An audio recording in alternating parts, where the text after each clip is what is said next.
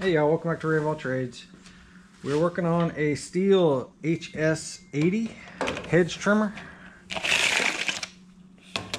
The complaint is it idles just fine. When you give it gas, it just falls on its face. Usually it's a plugged exhaust screen, and I'm really hoping that that's the case for me and for the end user. He said the gas was fresh. Yep, it actually smells really good. Everything about it looks pretty normal. What is that? Is that safety? Maybe that's a lock. Does that lock it in place? I don't even know what this is. Plastics are in good condition, or great condition I should say. Barely had any runtime sitting on concrete. So as you can see, I don't know much about these. As far as motors go though, that's one of the main culprits that'll cause the symptoms he's describing. Let's just take a quick peek at the air filter, and then we're gonna fire it up and make sure, you know, confirm the complaint. Okay, there we go. Oh yeah, air filter looks brand spanking new from the outside anyway.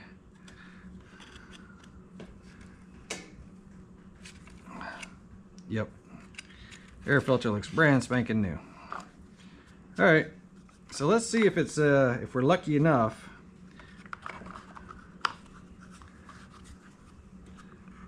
that it's just the spark arrestor. Let's go full choke.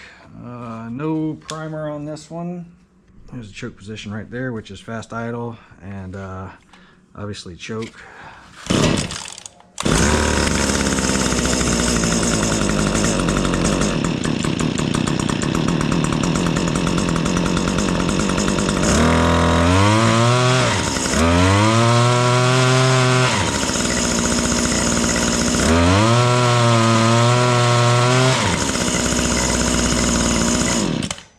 Y'all hear that? It's kind of bogging out.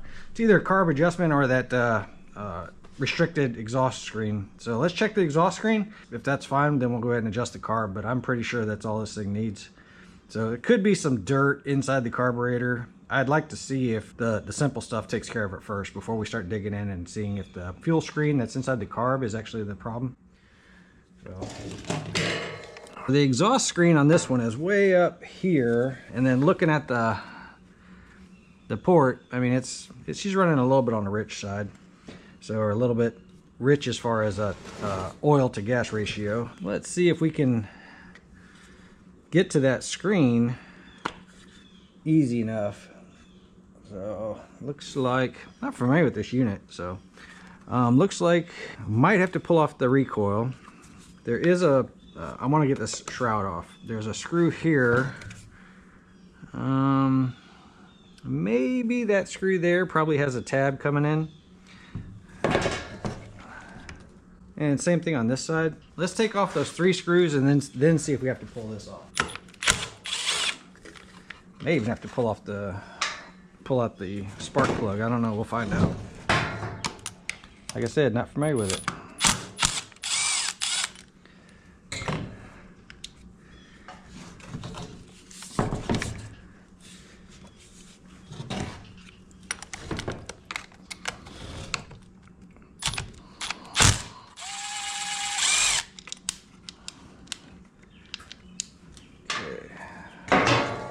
Is that enough? She feels like it might be that one screw right there.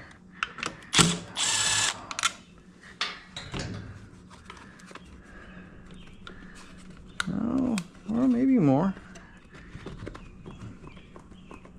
It's loose, but it's not quite loose enough, and I don't want to break anything. Let's go ahead and pull this off. Get a better idea.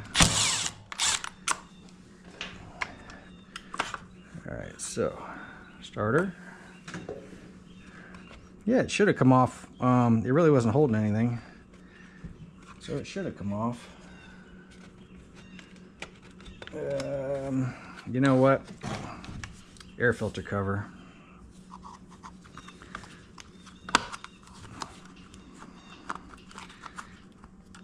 That'll give me just a little bit more room. really don't want to have to pull this base off of here, but it's starting to look like I might have to, because it's not going to slide over there easily. And again, I don't want to break the plastic. This thing's in a really nice shape.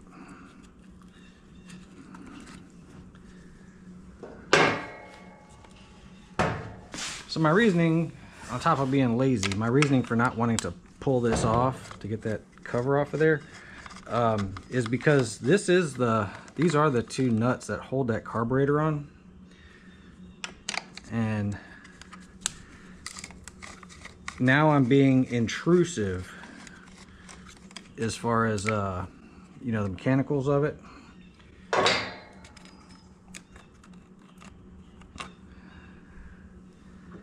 So, because now the carburetor is not off, but it is loose, right? So there is the possibility that, you know, if I turned it the wrong way, I could actually introduce, you know, a space inside that carburetor and the carburetor gasket. What we're gonna do is just put it back on for right now, just to hold everything tight while I flip it over and work on the other side.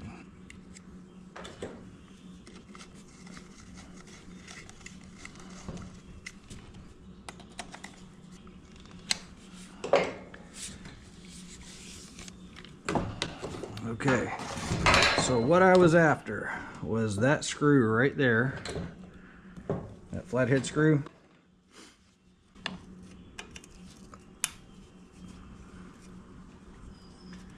And now that I know what it looks like, I'm going to try to see if it was possible to get to it without taking that apart. Let's see. It should slide out now.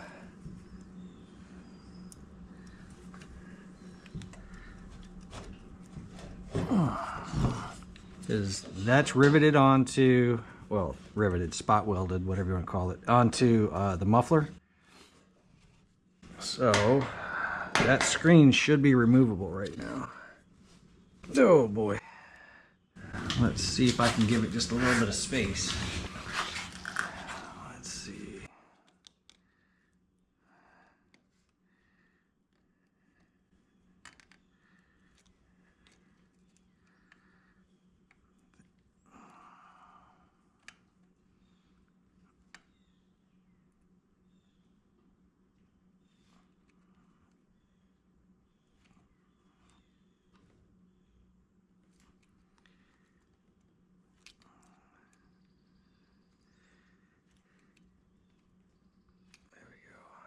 There's a little bit of space.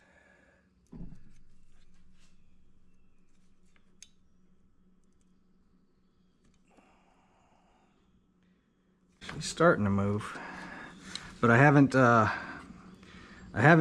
moved anything past this hole. So, and that screen should pull out, and the screen has a hole in it. So that's how I know that nothing has occurred at this level, and most likely that's what's holding me up. And I'm gonna say that majority of the people in my comments are gonna say, yeah, that's most likely where our problem was. So you can see what it looks like. I've seen worse. I mean, this thing's not completely clogged, but hopefully y'all can see that. Not completely clogged, but it's definitely restricted. So you see there's like basically 4 holes that you're looking at right there, and those have a lot more oil than the rest. And I know a lot of people are going to say, just take this and throw this out. I can't in good faith do that. I know that the person using this is going to be running it over mulch beds and things like that, and that one spark that just happens to get through, you know, that finds its way through, and that one spark that just happens to hit the right spot at the right time with the right wind and everything else, I would feel horrible. You know what I mean? So I am going to put this back in. Let's heat this up with a torch. Usually after I get it really glowing red hot, I'll take a wire brush and gently flick, you know, across it like that. And that's usually enough to get this thing cleaned up. Let's give it a try after that. All right, so this is how I do it. I take the screen, the base of the screen that I usually would grab with, and just put it down inside the vise. Then I hold it really tight. I'll hit it with this, so it's going to get really noisy, and I'll be back in just a second.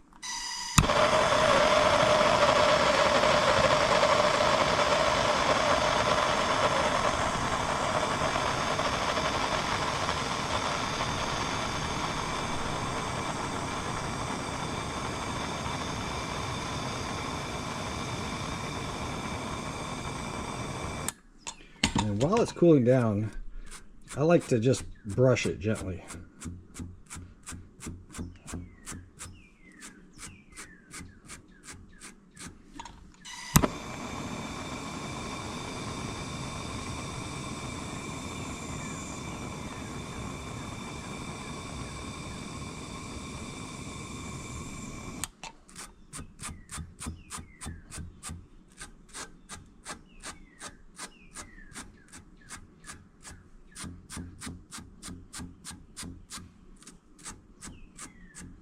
All right, I'm gonna give it about 30 seconds to cool down. Believe it or not, it actually will hold heat for a little bit, and we'll go back over and look and see how good of a job we did. All right, so until I'm editing the video, I can't really tell how good of a job the image is, but I'm trying to give you apples and apples here. So you can see I've still got the circles that are showing, but basically they're empty now, right? They're clean. If you had just tried to use a wire brush without heating it up, what would happen is you would have smeared all the oil across everything, and it wouldn't necessarily get clean. You can try to use some carb cleaner. You can try, you know, several things. The flame is the fastest and easiest way that I know of to get it clean. Let's go ahead and put this back in. Hopefully it goes in easier than it came out. Oh yeah, slid right in. All right, put this screw back in.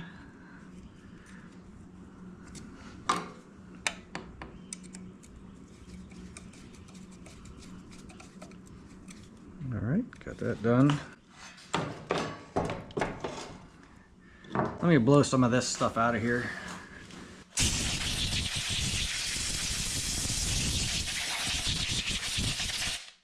And anytime that I put things back together before verifying that they work, it always bites me in the butt.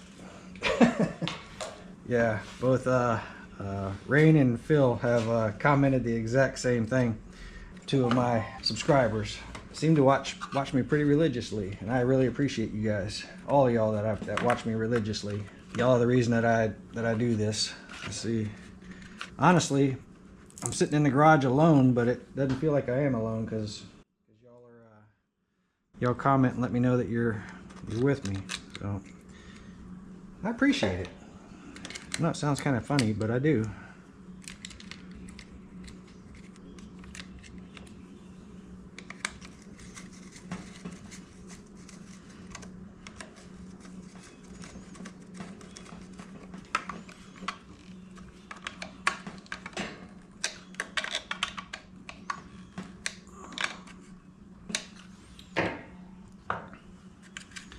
All right, so because what we want to check is, did this one step fix the problem?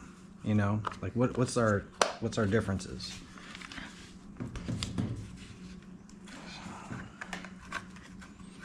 This looks like it's slightly off center. Let's see, that one seems to line up okay. Broke off. No, there wasn't even a tab on this side, so this screw didn't have to come out.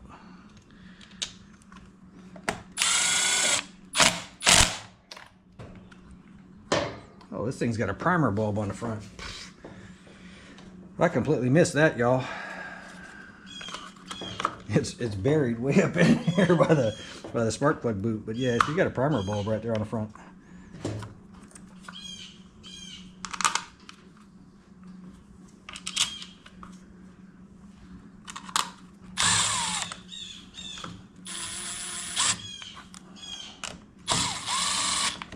Okay.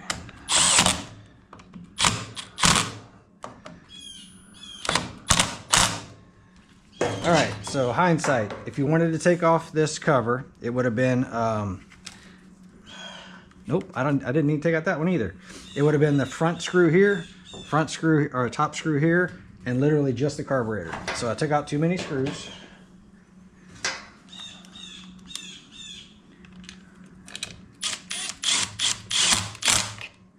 And then let's see, the screw for the, the screw for the screen would have been right about here.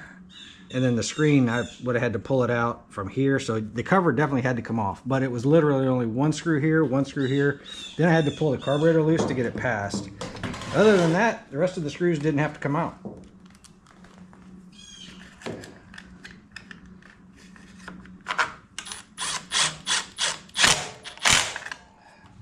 I'll try to remember when I'm doing the video to overlay which screws weren't necessarily needed to come out. So, okay, spark plug back on.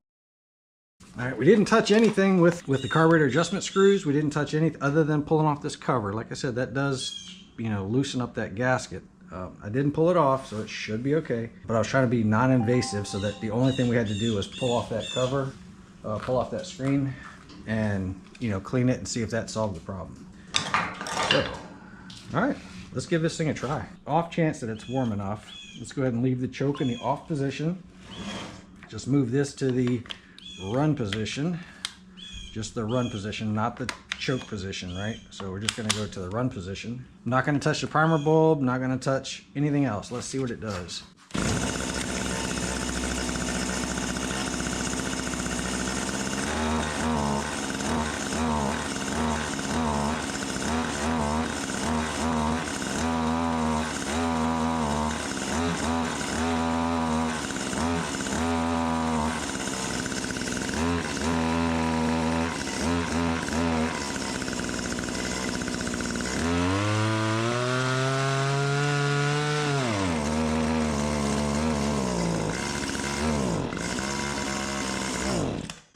Y'all see that?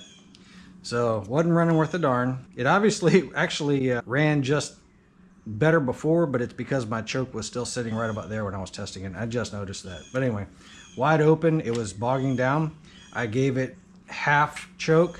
She revved right up. So what did I do? Basically, I took away some of the airflow, which meant that the ratio of volume of fuel and the ratio of volume of air equaled that stoichiometric ratio, right? 14:7 to 1. I've talked about that before. Basically, the motor's looking for a specific ratio of fuel and air to run. So when I had it wide open, there was more air than fuel going into it, and that allowed it to bog out. So I gave it half choke, which means I took away some of the air because the volume of fuel is fixed. So basically I brought the air back until the ratio was correct inside the motor. What does that mean? That means that I don't have enough fuel going to it, meaning it's running lean. Because the same thing could happen if it was running rich, it would bog out. And all you're trying to do is find that good ratio of fuel. So that means that we want to increase the amount of fuel on the high side. The low side screw is perfectly fine. This thing idles. He said it idles all day, and we heard it just now. She idles just fine. The high side screw though, the one that comes into play when I pull this trigger, is starving for fuel. So it could be that the carburetor has that restricted screen that I was talking about, you know, like sawdust or whatever else. This isn't a chainsaw, but it could be dirt inside there that got past the filter. So it could be that, or it could just be that somebody's played with these screws and just got it slightly off. Let's see. It does not have a limiter cap on it. And you know what? This carburetor only has one screw. So this carburetor only has one screw, and it's labeled as HL. So that one screw is going to affect both the high and the low is what they're describing here. I'm not liking that. Okay. We know that it needs more fuel. My problem is the fact that it idles just fine. So we know that it needs more fuel. Let's go ahead and turn it out. So counterclockwise, just a 1/8 of a turn, something like that. Let's see what that does.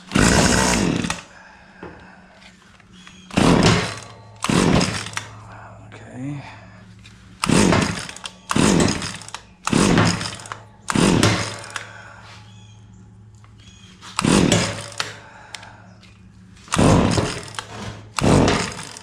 Wow.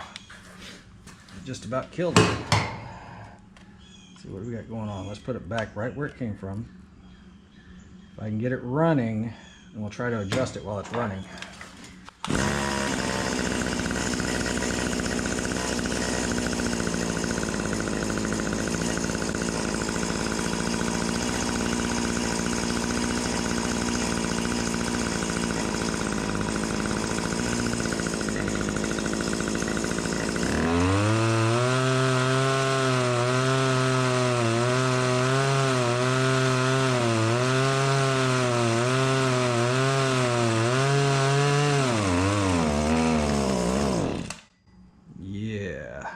Something else is going on because I'm not really getting any kind of a adjustment out of there. So we could be dealing with an air leak, or we could be dealing with a dirty carburetor. Guess what we're doing? We're tearing this thing down. I don't know if you noticed, basically I started leaning it out and it started running a little bit better. And I started, you know, okay, well, let me see if I richen it up, see what happens. And basically nothing was occurring as I was turning this, and it was really slow to respond. That tells me, because this right here, this adjustment screw, I should have either bogged out or run higher, you know, bogged out or run higher. So I should have had an adjustment in here somewhere. Let's get this thing apart. Sounds like it's time for surgery on it.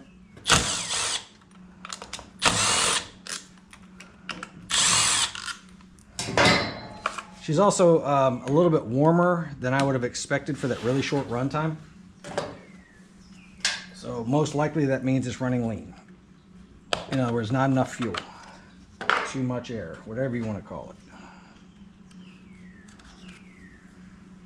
it.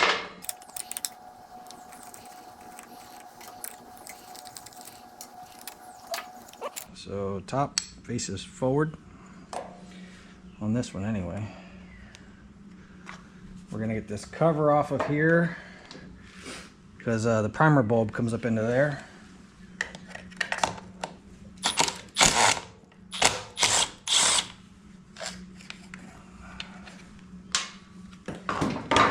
It is possible that the spark plug is messing with us on this too,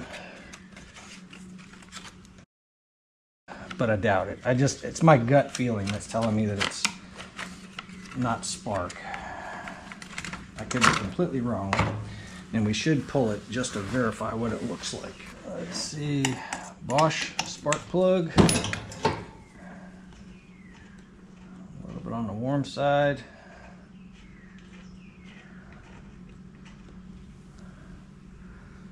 And yeah, I have it. I mean, I'm doubting that it's the plug. She looks pretty decent, but just to remove all doubt. Just to remove all doubt for the naysayers. Let's just try it.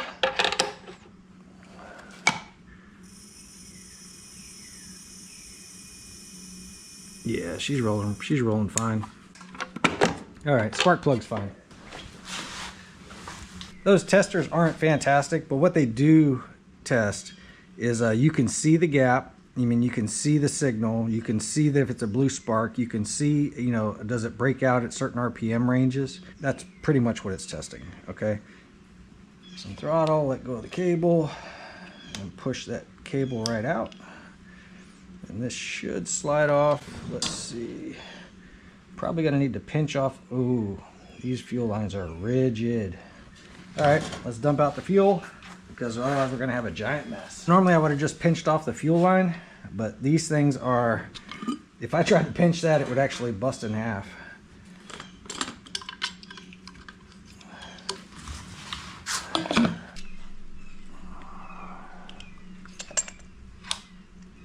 Out the way.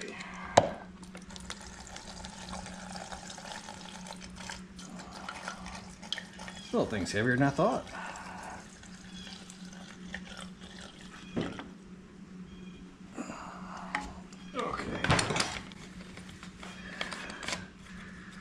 Might as well check the fuel. Oh yeah, that fuel looks clean as a whistle.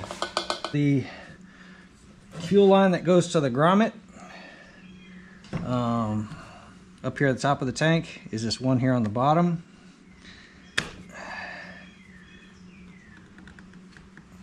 Come on. Woo. And the other fuel line, it's not not split, but it goes to the bottom of the tank. Anyway, it comes up here to the bottom. Those two fuel lines are getting replaced. Hold on. Right now's when I should be using that tool that Rain told me about. Little hose removal tool. Let's see. So this fuel line has a bad spot right there. Could have been our problem. Inside the tank is a green hose down there, and that's actually super flexible. It's not squishy, it's not too squishy like it's melted. So that looks like it's in pretty decent shape. Looks like my problems are just these black lines. So this appears to be a, yep, so this one's just a return. Just goes into the tank and stops. We're gonna get that out of there. And then this other one, let's see. Let's pull the tank off so we can get to it.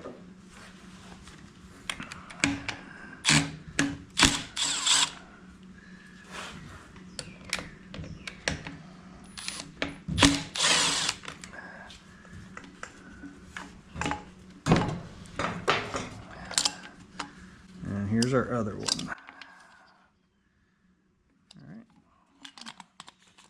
Let's change out those two fuel lines. Since we're here, since we're this far, I am going to take the carburetor apart and just check those diaphragms and stuff. Yeah, this thing's all, seems like it's all factory. Really nice condition. Kind of wish I had one of these for myself. I have to ask my buddy if I can borrow this thing. This thing's actually pretty nice.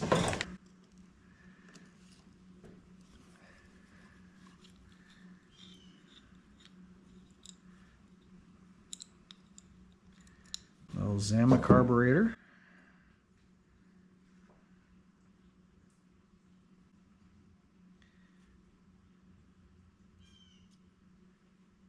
Why doesn't this have a gasket on it? Oh, hold on a second. I'll be damned. Y'all see that?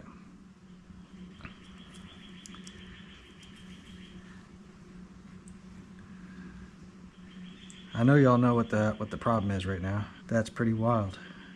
Anyway, so this diaphragm goes against the body. The gasket's supposed to be on the top side to mash that down. Reason behind it, those reed valves have to sit flat against those holes to block off the fuel flow.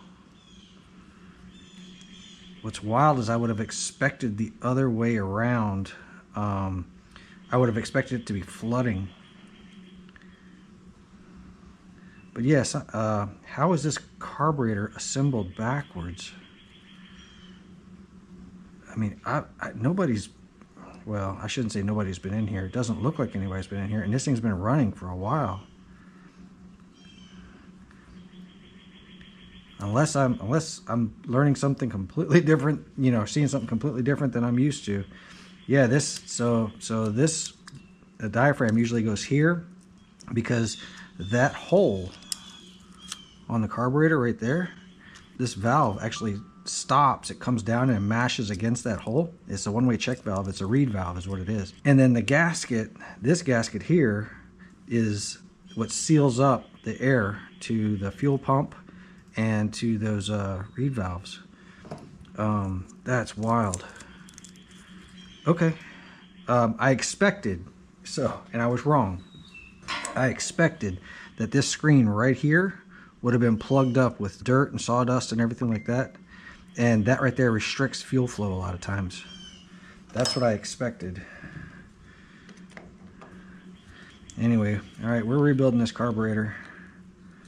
And it looks like that purge bulb might have a couple of hairline cracks in it.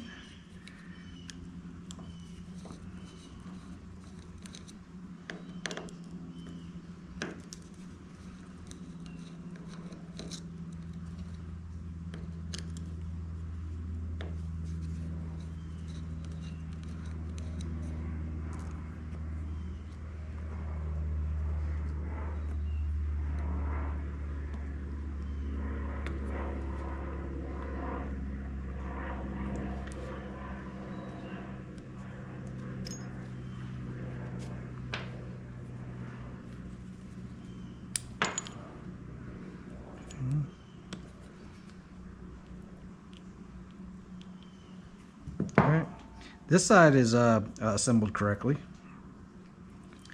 So diaphragm goes on the top on this side.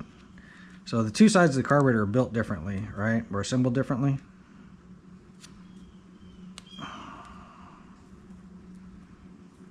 This side, the gasket goes first, and then the metering diaphragm goes second. And that's actually pretty rough.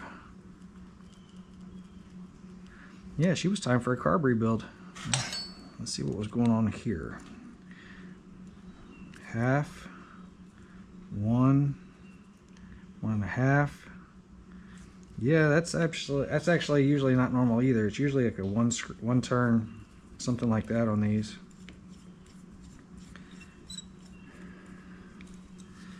Okay. Carb rebuild it is.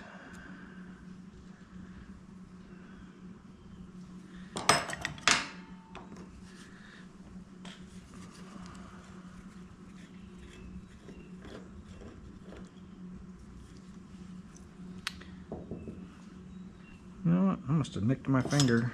Alright.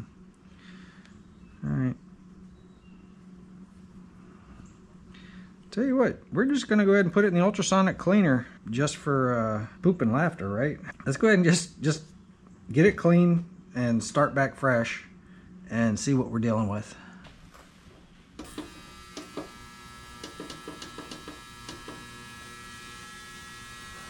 Alright, y'all. Well, bad news for me. I don't have the Zama kit for this one. Got just about every other one out there. Let me drain this off. So, got a little bit cleaner. Alright.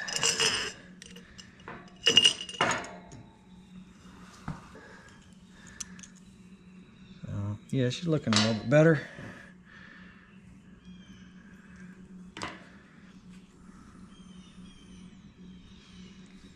So this is the Zama C1Q S 58.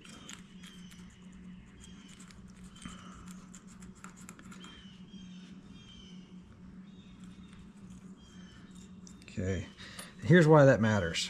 All right, so most of the Zama kits I had on the metering diaphragm, there was a single hole up here and a single hole down here. What I am noticing is on that hole right there, that hole is lining up with that spot right there. So that is a passage that does need to work. Every other gasket, you know, that one, all of those work just fine. But I didn't have the right gasket for that. So that's why it matters. If you are looking, you know, to replace a carb kit, make sure that you either bring the old gaskets with you, pictures, something. Because something as simple as that makes a huge difference. If you're ordering them online, they're not always great about, you know, saying what they fit, stuff like that, because the majority of the gaskets might fit or something like that. Always compare, which honestly, I've got a whole lot of different carb kits, and I thought for sure I actually had the right one. Something as simple as that makes all the difference in the world. Anyhow, parts on order. I'm just going to finish cleaning this up. I'll meet back with you guys as soon as I have some. Carb kit came in.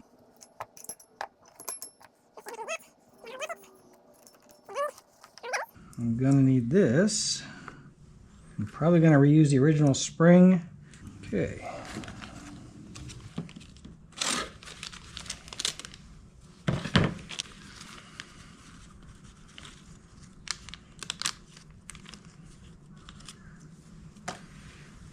It's a pretty full kit.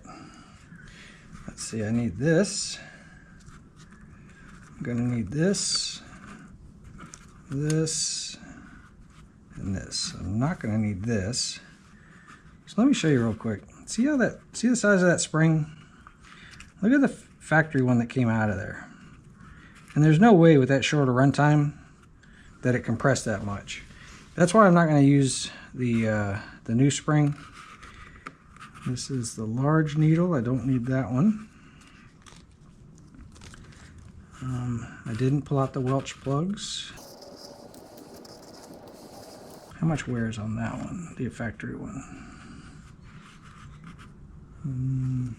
None. Okay. So we don't need that rod. We don't need this. Now, I ordered this kit based on the number off of the side of that carburetor, and the needle that came with it was a large needle, not the small one. Okay, all right, let's get that screen out of there.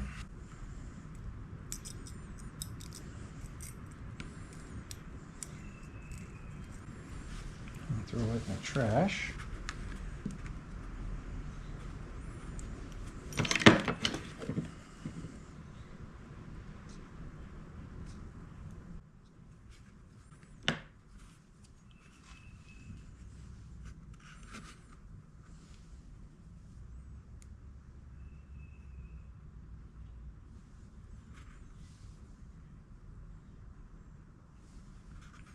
I was probably going to reuse the needle that came with the kit, or the, you know, the factory one anyhow, so that didn't bother me.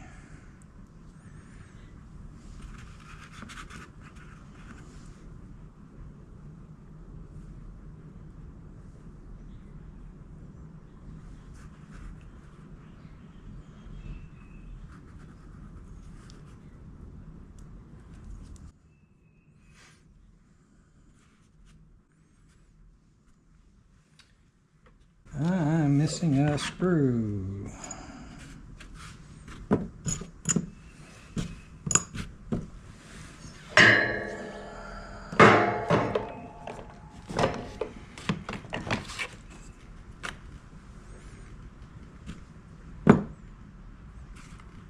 It's none of those, none of those. Yep. Yo, give me just a second. I gotta go find that doggone screw. All right, I found it.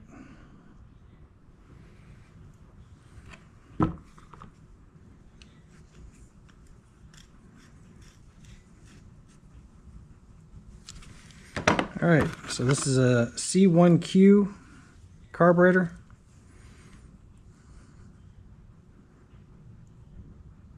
Right on the money, and there's my C1Q. Now here's the part that made us do all this, right? So gasket goes first so that the membrane goes first so that these reed valves are tight against the body. And then the gasket. And then you can see there's little lines that are on here. Those go into that gasket.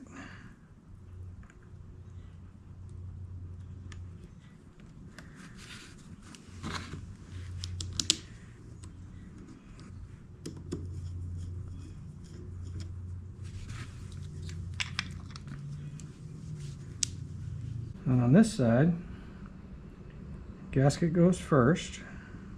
See that little hole right there, that extra hole? That lines up. I'll show you here in just a second. With that little hole right there.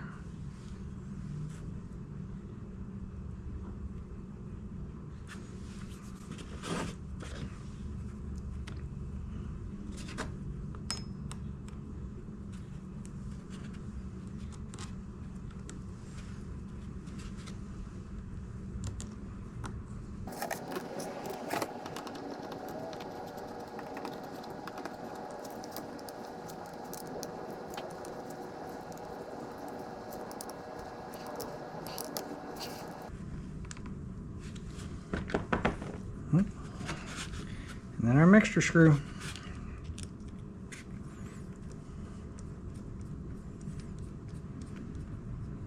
Run it in until it bottoms out.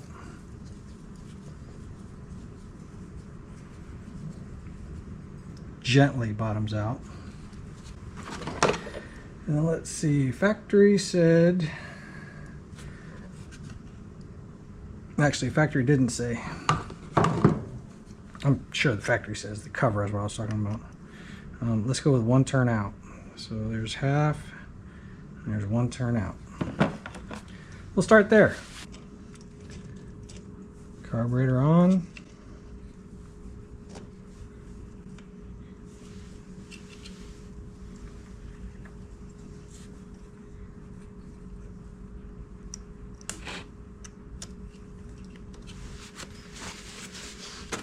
Okay, then the top. gasket.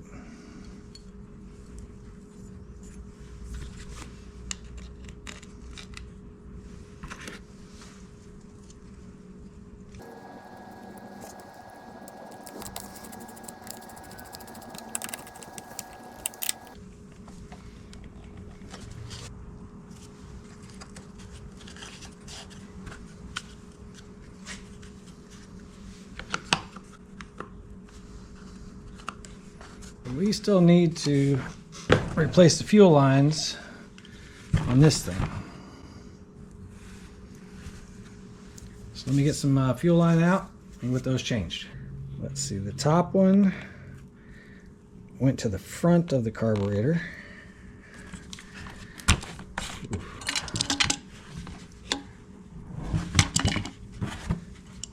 Let's see if I can pull that out. Oh. Yeah, I didn't want to pull these grommets out. But as stiff as it is, I think I'm going to have to. Alright, and then this one went to the back of the carburetor, the back this side of the carburetor.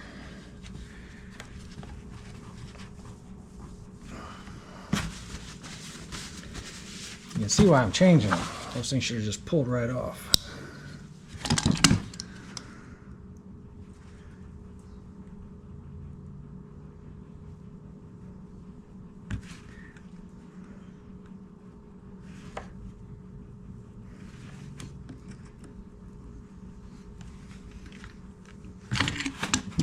Let's go ahead and get that off there.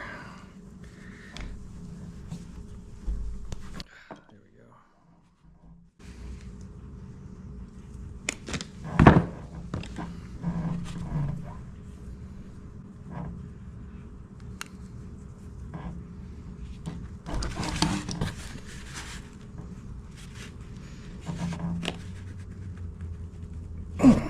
There we go.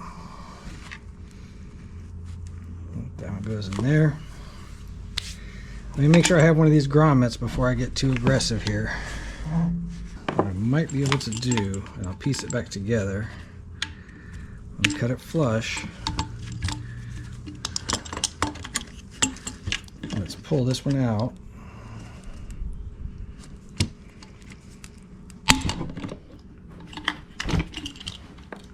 Shoot, the line actually broke. Yeah, we need to change out that grommet no matter what.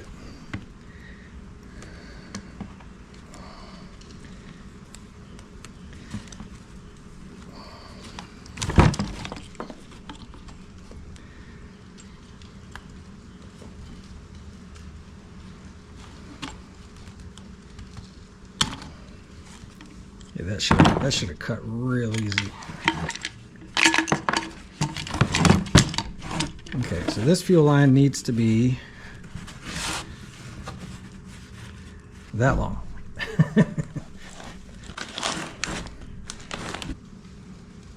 So you're right there at the tip of my fingers.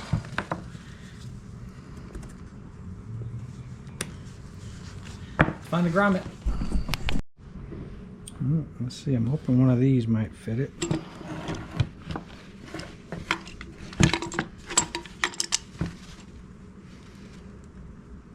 Yeah, I think that might do. Can I get the hose in there?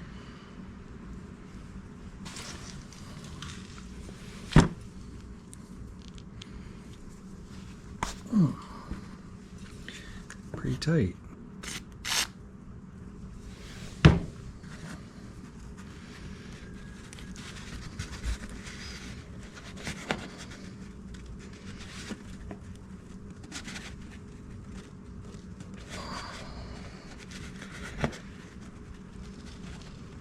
Okay, now once she's through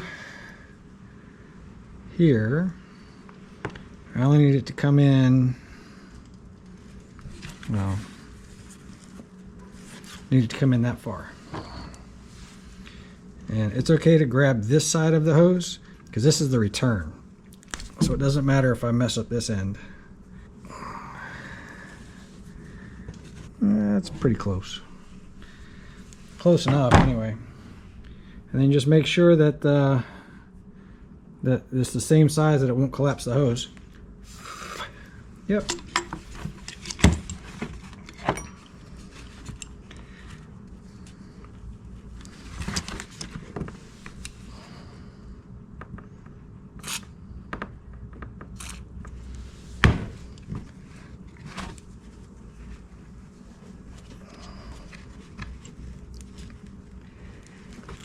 This is a lot easier to put in the grommet first and then push the hose through later normally.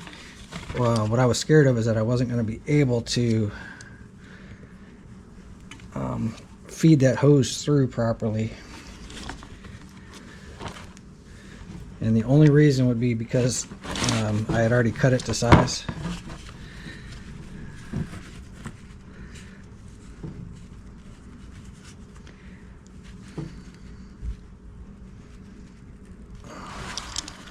See if I can get that to go.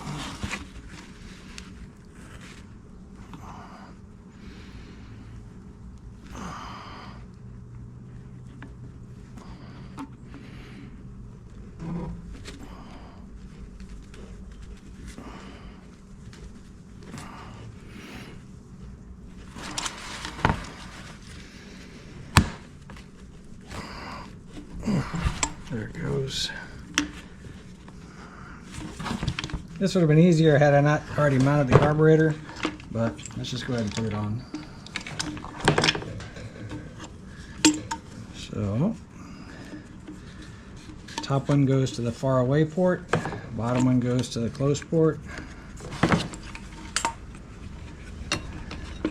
I'm saying that like it makes sense in y'all's head, you know? It makes sense in my head. I'm saying close as in the rear of the handle. So the bottom one goes to this port right here. And the top one goes to this front port right here. Let me grab some hemostats. Alright, so the bottom one goes right here. And the top one goes up here. At least that's the way it was.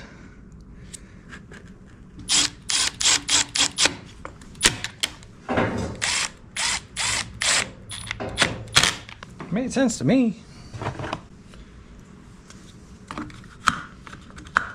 Actually, do you guys want to see the fuel flow? Since I have that Tygon line, let's go ahead and fill it up and then we'll hit the primer bulb and watch the fuel flow.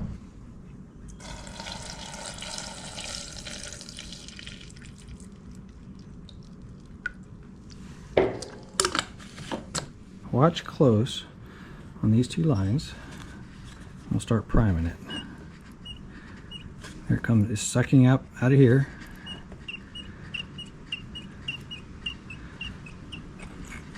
It's filling up the primer bulb. Now it's pushing back to the return.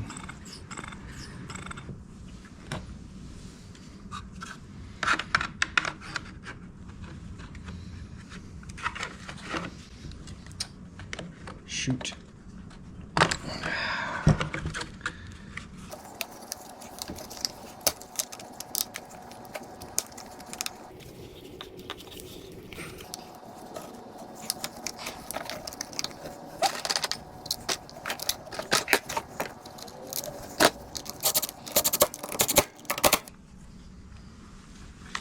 And then one more right up here in the front.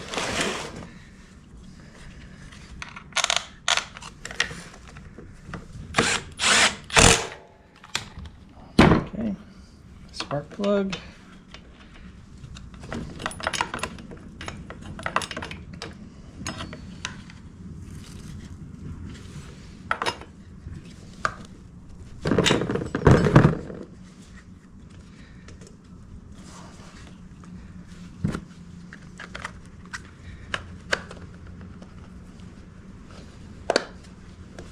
Let's see if we can give it a try.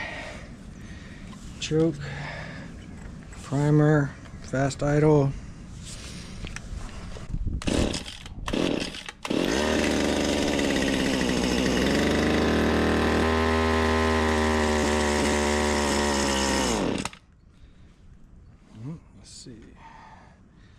bring it off of choke.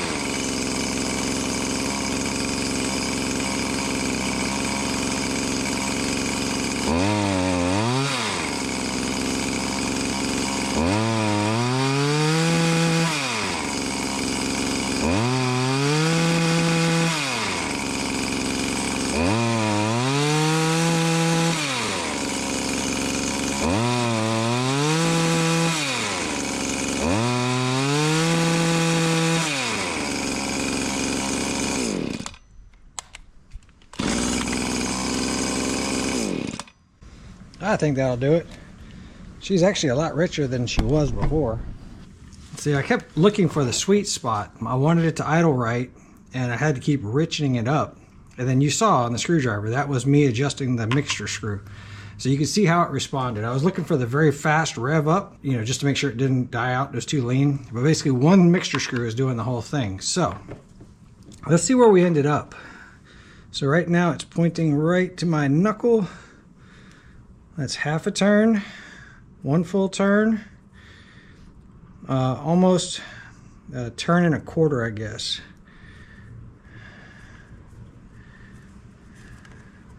Let's see, that's quarter, half, 1 full turn. And that gave me a quick, easy restart. It's about a turn and a quarter out. I like the idle speed. I don't think it needs to go any higher than that. Actually, it runs pretty good. Anyway, she revs up like she's supposed to. Yeah, I think we'll go with that. So, carburetor was definitely put together wrong the last time. So, Stihl HS80 running on wide open. It's not on half choke anymore. Hope you guys got something out of the video. Really appreciate you hanging out. I'll catch you guys on the next one.